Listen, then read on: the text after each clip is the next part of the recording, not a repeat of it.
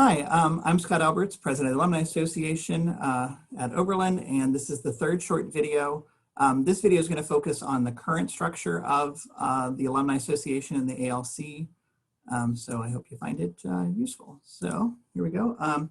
All right, so just to repeat one of the things that was on the first slide that I used is this idea that we don't really want to spend too much time arguing over who's the boss, because I think when we do that, we just all lose. And you know, again, there have been times in Oberlin's history when the job of the alumni have been to really stand up and to say that the college isn't moving in the right direction. And there are times where really working harmoniously is really what's the goal. Which time we're in right now, I guess, is you know, a matter for debate. Certainly it's a fascinating time, it's a challenging time.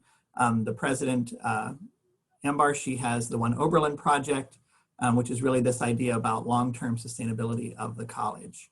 So I'm going to use a matrix that Danielle Young used to like to use, which is the idea of responsible, accountable, consulted, and informed, with the idea of these sort of different roles in major decisions, rather than thinking about who's the boss of it or who's in the loop for it.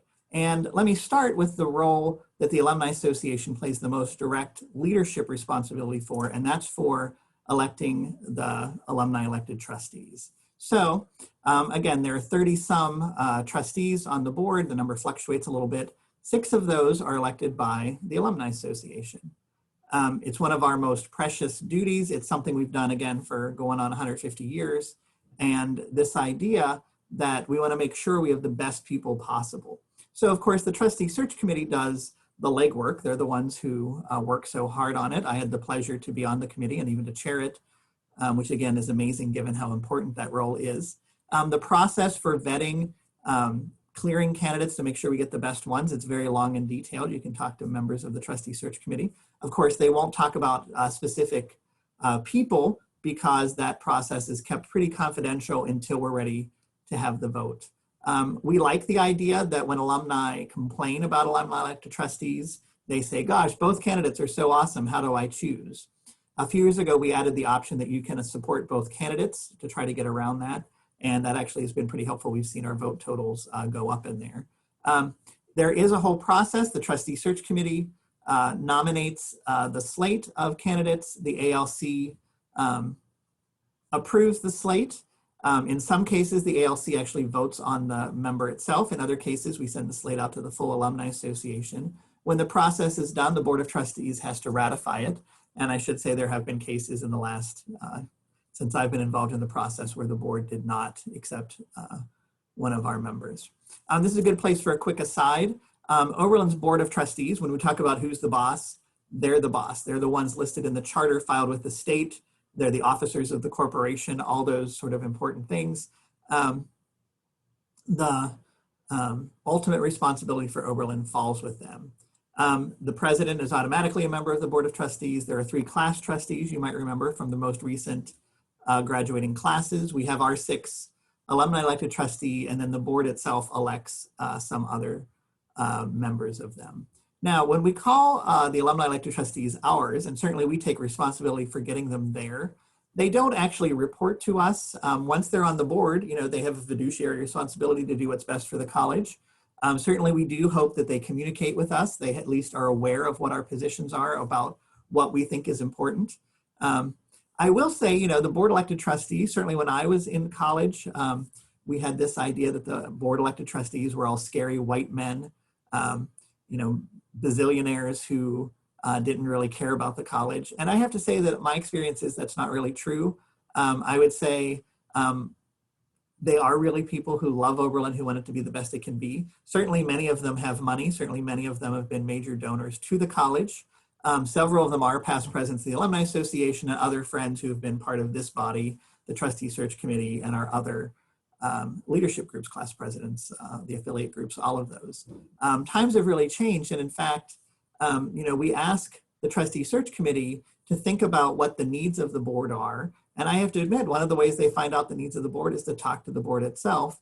And again, I think in the old days, I'm not sure that the board would have identified having a good diverse group, lots of women, people of color, people from different socioeconomic backgrounds, people with different leadership roles I feel like they're actually doing a pretty good job. That said, I think we have an important part to play, and I'm so glad that our trustees have been so great for so long. Of course, the bylaws is the other thing that we are in control of. The Alumni Association trusts the Leadership Council to make this sort of decisions about it. We certainly work with our executive director, the assistant vice president, and those folks, and our bylaws are a broader document.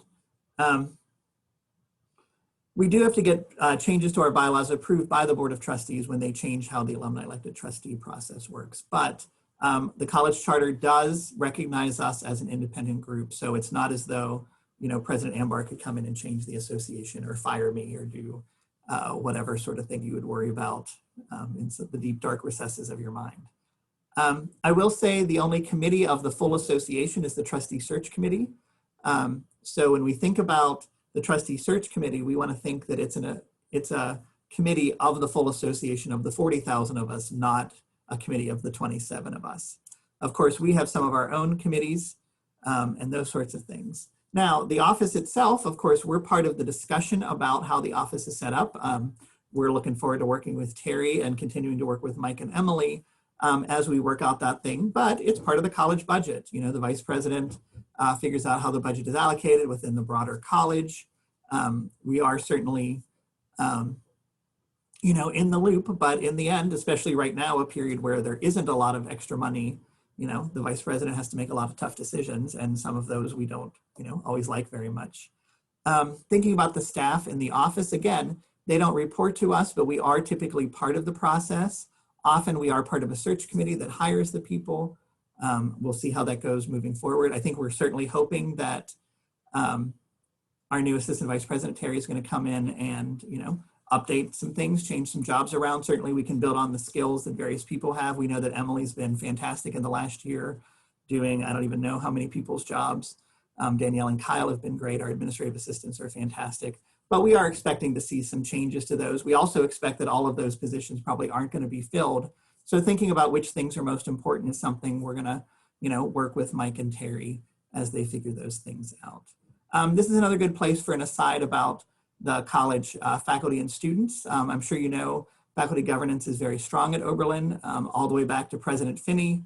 The Finney Compact is what we call that. In fact, at my school, people reference President Finney and the Finney Compact, this idea that faculty are an important part of decision-making.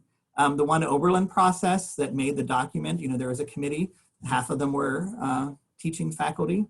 It wasn't as though the deans and the president just made a decision as they did that. Often the Alumni Association is part of that. Of course, that students are continuing to be strong. They certainly let the administration and all of us know what they think, and we value them just like we always have done.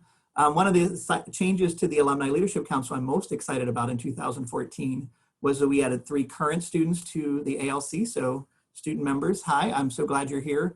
Because this idea that we really want to be useful and helpful to the current students and the current college. We're not protecting the college as it was, we're trying to help the college as it is and as it needs to be. The ALC has, members from all of these different groups. We shrunk the Alumni Council in 2014 to the Alumni Leadership Council. We have the liaisons, we have the 3 charter groups which come from affiliate groups. We have the student members. All past presidents of the association are non-voting members, so I'll get to be a non-voting member forever, for life, as we said. And we have 2 standing committees, the Awards Committee and the Leadership Development Committee, that help us with our activities. Of course, the ALC, formally, our job is to discuss, review, and provide feedback on programs and policies that directly affect Oberlin College and its alumni. That's a very broad charge. Of course, again, we don't actually have our hands on the levers of power in many of these cases, so we do rely on soft power. This idea that communication is a web, we want to make sure that we're talking all over the place. We have access, we have connections that can really help the college. At the same time, we can tell the college, what we see, how we see things in the world, how we see things going at the college, and provide a service to them in that way as well. As we do that. Again, the ALC is an important part of the association, But I tend to think of us as having multiple layers, and people make fun of me that I'm famous for my Venn diagrams. And so here's a Venn diagram that I like to share. The idea that the whole association is about 40,000 people. Of course, many of them are not connected. So we have about 30,000 who actively get the magazine, who are on the mailing list, they get those blanket emails. You know, and of course we wish we could find those people. We have about 10,000 that I call awake. My original draft called them woke, but that's not really what we should call them. People who read the alumni magazine, they probably come to the reunions, or they come to their events when they're locally in their area. They're active on the Facebook group, something like that. So they're doing a little bit more than just getting the magazine, getting the solicitations and the emails. We have about 3,000 alumni who are active, volunteers and donors.